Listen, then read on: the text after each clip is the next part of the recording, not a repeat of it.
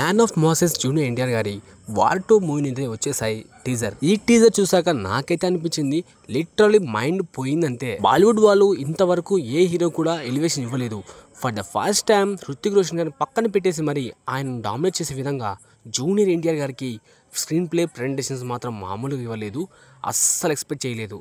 ఇక దాదాపుగా జూనియర్ ఎన్టీఆర్ గారి క్యారెక్టర్ మాత్రం లిటరల్ చెప్పాలంటే స్టార్టింగే వాయిస్ ఓవర్ కూడా ఎన్టీఆర్ ఇచ్చేశారు.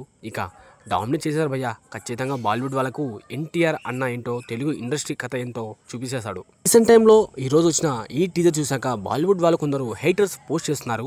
జూనియర్ ఎన్టీఆర్ కన్నా టైగర్ ష్రాఫ్ ఈ క్యారెక్టర్ చేసింటే చాలా బాగుండేది అని చెప్పి ట్విట్టర్లో చాలా వార్ నడుస్తున్నాయి.